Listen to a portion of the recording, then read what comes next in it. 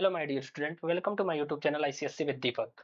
आज हम लोग बेटा प्रिंसिपल ऑफ मोमेंटम तक हम लोगों ने कवर कर लिया था। प्रिंसिपल ऑफ मोमेंट्स क्या होते हैं, ये चीजें हम लोगों ने जान ली थी कि क्या सम ऑफ एंटी क्लॉकवाइज मूवमेंट जो होता है वो बेसिकली किसके इक्वल होता है। सम ऑफ एंटी क्लॉकवाइज मूवमेंट जो होता है सम ऑफ क्लॉकवाइज मूवमेंट के इक्वल होता है। और एक इसका हमने इंपॉर्टेंट एग्जाम्पल भी देखा था कि जो बीम बैलेंस होती है वो वर्क करती है किस पे, प्रिंसिपल ऑफ मूवमेंट्स पे। ये क्वेश्चन आया हुआ क्वेश्चन है, ये मैंने बताया था तुम लोगों को। अब देखो नेक्स्ट टॉपिक जो आज हमें कवर करनी है वो है COG, centre of gravity. Centre of gravity ये कैसे वर्क करती है। सेंटर ऑफ ग्रेविटी में जो होता है इसका जो नेट मूवमेंट ऑफ फोर्स जो होता है वो क्या होता है बेटा, हमारा जीरो होता है। ठीक है, और नेट फोर्स भी जीरो होता है और यहाँ पे फोर्स भी हमारा क्या होता है, जीरो होता है। ये जो अब दोनों चीजें हमारी जीरो हो जाती हैं तो बेसिकली क्या होता है, बॉडी हमारी बैलेंस्ड हो जाती है। आइए बात समझ में। The center of gravity of a body is a point about which the algebraic sum of momentum weight of all particle constituting the body is zero। ठीक है, जैसे कि एक एग्जांपल मैं बता रहा हूँ, कोई एक पर्टिकुलर रॉड है। अब जैसे यही एक बॉडी है, इस बॉडी को अगर हम चाहें यहाँ पे बैलेंस करना इस पॉइंट आउट पे, तो क्या ये बॉडी बैलेंस होगी? नहीं बैलेंस होगी। अगर किसी और पॉइंट पे देखें, क्योंकि ये इरेगुलर शेप की बॉडी है, ठीक है, तो यहाँ पे बैलेंस करना चाहें तब भी ये बॉडी बैलेंस नहीं होगी। बट इरेगुलर शेप की बॉडी है तो ठीक है, लेकिन इसका भी तो कहीं ना कहीं एक सेंटर ऑफ ग्रेविटी होगा कि जिस पॉइंट पे ये बॉडी क्या हो जाए, बैलेंस हो जाए। तो वो ये एक पॉइंट है। ठीक है, जैसे एक रेगुलर शेप की बॉडी देख लेते हैं, ये एक रॉड है। ठीक है, अब रॉड है तो इसकी सेंटर ऑफ ग्रेविटी कहीं यहीं पे होगी, या ये समझ लो एक पेन है, तो पेन की सेंटर ऑफ ग्रेविटी हम लोग फिंगर पे कभी कभी ऐसे बैलेंस कर लेते हैं पेन को। तो कैसे बेसिकली बैलेंस होती है, जो इधर जो पेन की पार्टिकल होंगे उस वो नीचे mg इस साइड लगा रहे होंगे, ठीक है, एंटी क्लॉकवाइज में, और जो इस साइड से जो पेन के पार्टिकल हो गए वो बेसिकली वेट एंटी क्लॉकवाइज से लगा रहे होंगे। जैसे ये पार्टिकल अगर कोई हमने पढ़ाया था, इस साइड हमारे एंटी क्लॉक हो जाते होते हैं, और ऐसे बॉडी चलती है तो हमारी क्लॉकवाइज होती है। तो देखो जब इधर से आएगी ये बॉडी तो mg इधर एंटी क्लॉकवाइज तो बेसिकली ये पॉजिटिव, और इधर से क्लॉकवाइज तो बेसिकली ये निगेटिव। तो दोनों मिलके एट अ सेंटर यहाँ पे क्या हो जाएंगे, वो जीरो हो जाएंगे। तो हमारी बॉडी यहाँ पे बैलेंस हो जाएगी। आई बात समझ में? तो यहाँ तक चीजें समझ में आई होंगी। अब आगे, अब देखो centre of gravity some regular uniform object, ये याद कर लो बेटा, ये मोस्ट इंपॉर्टेंट है, ये इंपॉर्टेंट है पॉइंट।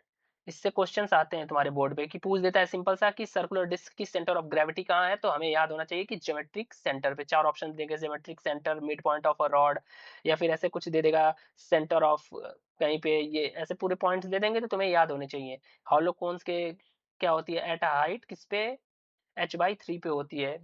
ठीक है, फ्रॉम द बेस से हॉलोकॉन्स की जो सेंटर ऑफ ग्रेविटी होती है। तो ये सारे पॉइंट इसमें देखो, जो मेन इंपॉर्टेंट है वो सर्कुलर डिस्क, हॉलोकॉन, सॉलिड कॉन, और हॉलो या फिर सॉलिड सिलेंडर। यहाँ तक ये चार पांच जो है ये मोस्ट इंपॉर्टेंट है, ये आते ही आते हैं। एक बार सर्कुलर रिंग भी आ गया था। ठीक है, तो ये भी, इससे एक क्वेश्चन, इनमें से कोई एक क्वेश्चन आएगा, फिक्स्ड है, एमसीक्यू में आएगा एक क्वेश्चन, इससे आएगा। ठीक है, तो इसे लर्न कर लेना, ये तुम्हारी बुक से, सेलिना के बुक से है, बस वहीं से कॉपी पेस्ट किया गया है ये। अब ये देख लो, the centre of gravity of a uniform ball, ये देखो क्वेश्चन पूछा गया है कि centre of gravity of a uniform ball तो किस पे होती है, एट इट्स ज्योमेट्रिक सेंटर पे होती है, बॉटम पे तो होगी नहीं, क्योंकि ये एक यूनिफॉर्म बॉल मतलब रेगुलर बॉडी की बात हो रही है। तो अब यूनिफॉर्म बॉल है, ऐसे अगर यूनिफॉर्म बॉल है तो इसकी अगर सेंटर ऑफ ग्रेविटी की बात करी जाए तो इस पे बॉटम पे तो होगी नहीं, ना इसके टॉप मोस्ट पे होगी, ना किसी सरफेस पे होगी। ठीक है, तो इसकी कहाँ है, हमारी ज्योमेट्रिकल सेंटर पे होगी, क्योंकि ये एक यूनिफॉर्म सर्कुलर बॉल की बात की गई है। ठीक है, अब यूनिफॉर्म सर्कुलर मोशन क्या होता है कि when a body revolve at a constant speed. ठीक है, कोई अगर एक बॉडी है, ये रिवॉल्व कर रही है बेटा किस पे, कांस्टेंट स्पीड से। ठीक है, स्पीड इसकी क्या हो, बेसिकली कांस्टेंट हो, तो हमारी जो बॉडी है उसको बोलते हैं क्या, यूनिफॉर्म सर्कुलर बॉडी बोलते हैं। ठीक है, अब देखो जब भी हमारी बॉडी रिवॉल्व करेगी तो इसकी एक पर्टिकुलर डायरेक्शन में रिवॉल्व करेगी। देखो स्पीड तो कांस्टेंट है, लेकिन अगर ये बॉडी है यहाँ से तो एक कभी ये डायरेक्शन में जाएगी, फिर यहाँ से देखो इस डायरेक्शन में, फिर डाउनवर्ड आ जाएगी। तो बॉडी की डायरेक्शन बेसिकली हमारी क्या हो रही है, चेंज हो रही है। तो कभी कभी ये पूछता है कि डायरेक्शन यूनिफॉर्म सर्कुलर बॉडी में बॉडी की डायरेक्शन चेंज होती है कि नहीं, तो हाँ बेटा, डायरेक्शन विल बी चेंज। जब डायरेक्शन चेंज होगी तो वेलोसिटी भी हमारी क्या होगी, चेंज हो जाएगी। तो ये याद रखना, डायरेक्शन जब हमारी चेंज होगी तो वेलोसिटी भी चेंज होगी। आई बात समझ में। तो बेसिकली जो यूनिफॉर्म सर्कुलर मोशन होता है उसमें हमारी क्या कांस्टेंट होती है, स्पीड।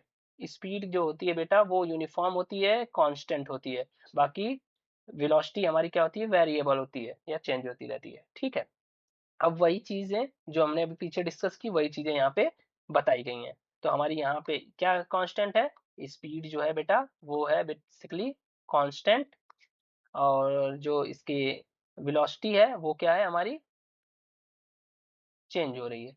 ठीक है, अब देखो जब वेलोसिटी चेंज होगी तो ऑब्वियसली सी बात है कि हमारी क्या होगी, एक्सीलरेशन पे भी इफेक्ट पड़ेगा। ठीक है, तो एक्सीलरेशन यहाँ पे सेम तो रहेगा नहीं, क्योंकि एक्सीलरेशन इक्वल्स टू होता है change in velocity per unit time. तो यहाँ पे बेसिकली क्या होगा, बेटा एक्सीलरेशन भी हमारा क्या होगा, चेंज होगा।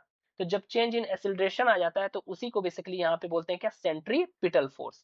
अब सेंट्रीपिटल फोर्स क्या होता है, बेसिकली ये जो फोर्स होता है टुवर्ड्स द सेंटर की तरफ लगता है। जो इसका नेट फोर्स होता है, नेट फोर्स किसका, सेंट्रीपिटल फोर्स का नेट फोर्स जो होता है टुवर्ड्स द सेंटर, सेंटर की तरफ लगता है।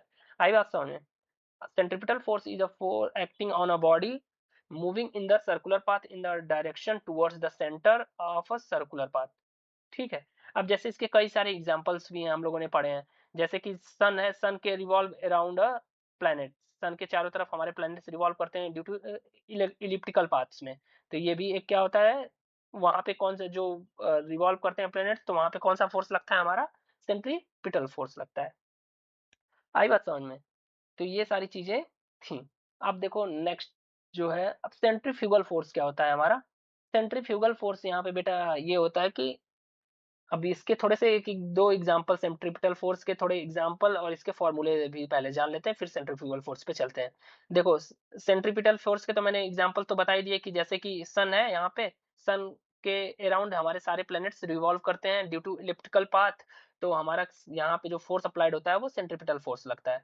ठीक है, जब सेंट्रीपिटल फोर्स लगता है तो अब हमारा एक्सेलरेशन भी क्या होता है, acceleration is equals to change होता है। बेसिकली एक्सेलरेशन भी हमारा क्या होता है, जब वेलोसिटी चेंज होगी तो एक्सेलरेशन भी चेंज होगा। अभी हमने पीछे देखा था, यहाँ पे मैंने बताया था। तो अब देखो, तो एक्सेलरेशन इज इक्वल्स टू हो जाता है v स्क्वायर बाई r। तो अब हमें पता है मास ऑफ सेंट्रीपिटल फोर्स जो होगा वो, sorry, force, centripetal force is equals to होता है मास इनटू एक्सेलरेशन। तो एक्सेलरेशन हमारा ये है, तो यहाँ पे हो जाएगा F C, centripetal force is equals to M V square by R. एक ही जगह हमने ये पुट कर दिया। तो ये हमारा सेंट्रीपिटल फोर्स का बेसिकली बेटा फॉर्मूला हो गया। तो इसे याद कर लेना अच्छे से, क्वेश्चन इस पे आते हैं एमसीक्यू के, एमसीक्यू नहीं, न्यूमेरिकल वाले क्वेश्चंस यहाँ से पूछे जाते हैं। कभी कभी, कभी कभी एमसीक्यू में यही पूछ देगा सेंट्रीपिटल या सेंट्रीफ्यूगल फोर्स का इसमें से फॉर्मूला कौन सा है, चार ऑप्शन दे देंगे, तो वो भी अगर फॉर्मूला हमें याद रहेगा तो डायरेक्टली कर लेंगे। सेंट्रीफ्यूगल फोर्स क्या होता है, सेंट्रीफ्यूगल फोर्स वो फोर्स होता है कि जो टुवर्ड्स सेंटर नहीं, अवे फ्रॉम द सेंटर, जो सेंटर से बाहर की तरफ फोर्स अप्लाइड होता है, लगता है। ठीक है, अब जैसे बाहर की तरफ कौन सा फोर्स अप्लाइड होता है, जैसे एक एग्जांपल, घर का एग्जांपल ले लो, एकदम नॉर्मल सा, जो कर्ड होती है हमारी दही, दही को जब छाछ में कन्वर्ट किया जाता है, मट्ठे में, तो उसकी जो मशीन होती है, तो उससे जब हम लोग घुमाते हैं तो बेसिकली जो उसकी क्रीम होती है वो साइड साइड फैल जाती है, साइड साइड। फिर घर पे ऐसे लोग करते हैं तो ये साइड साइड फैल जाती है, तो इस क्रीम को लोग साइड से निकाल लेते हैं। ठीक है, तो बेसिकली जो वहां पे फोर्स अप्लाइड होता है उसी फोर्स को हम लोग बोलते हैं सेंट्रीफ्यूगल फोर्स। ठीक है, अब ये इसकी डिफिनेशन है, इसे याद कर लेना। अब यहाँ पे omega square by R square होगा, सॉरी। ठीक है, वेलोसिटी जो होगी वो बाहर की तरफ लग रही है, चेंज इन वेलोसिटी, तो यहाँ पे हो जाता है omega square by R square, sorry, omega R लगता है बेसिकली बेटा। और जब इसका हम लोग स्क्वायर करेंगे तो ओमेगा स्क्वायर और आर स्क्वायर हो जाएगा, क्योंकि वेलोसिटी का स्क्वायर है ना यहाँ पे। तो फिर इसके बाद ये सारी चीजें हमारी हो जाएंगी। फिर यहाँ पे हम लोग एक आर से एक आर कैंसिल कर लेंगे, तो हमारा जो फोर्स हो जाएगा basically F equals to M into omega square into R. ये हो जाएगा हमारा फोर्स। ये भी एक इंपॉर्टेंट पार्ट है, फॉर्मूला है।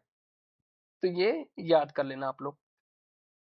अब देखो, which of the following quantity Riemann constant in the uniform circular motion, तो हमें पता होनी चाहिए कि कौन सी क्वांटिटी हमारी कांस्टेंट होती है यूनिफॉर्म सर्कुलर मोशन में। 50 बार बोल बोल के अभी बता रहे थे क्या क्या होती है, स्पीड, और सारी क्या होती है, वेरिएबल्स होती हैं। तो कांस्टेंट हमारी क्या होती है बेटा यहाँ पे, स्पीड। सेंट्रीफ्यूगल फोर्स को, इसको फ्रिक्टिवस फोर्स भी बोलते हैं, इसे याद रखना इंपॉर्टेंट है, ये क्लास 9th में ही तुम लोगों ने पढ़ा था। ठीक है, तो इसका अनदर नेम है, कभी कभी पूछ देता है एग्जाम में, तो आप लोग इसको ध्यान में रखिएगा। ठीक है, तो यहीं तक थी आज की सारी टॉपिक्स। तो अब ये हमारा चैप्टर हो गया कंप्लीट। अब जो नेक्स्ट इसकी वीडियोस आएगी, हमें पता ही है कि टीटीएस में जो हम लोग पढ़ते हैं उसमें मैथ्स पढ़ते हैं, और एमडब्ल्यूएफ में जो हम लोग पढ़ते हैं इसमें या तो फिजिक्स पढ़ लेते हैं या फिर क्या हो जाती है, हमारी केमिस्ट्री हो जाती है। तो कभी 2 वीडियोस केमिस्ट्री की आती है, तो कभी 1 वीडियो फिजिक्स की आती है। तो अब की इस हफ्ते हमारी 2 वीडियोस जो होगी वो फिजिक्स की होगी, फिर इसके बाद केमिस्ट्री की आएगी। ठीक है, तो हम लोग ऐसे बेसिकली पढ़ते चलेंगे। ठीक है, तो आज के लिए बस बेटा इतना ही। Thank you for watching my video.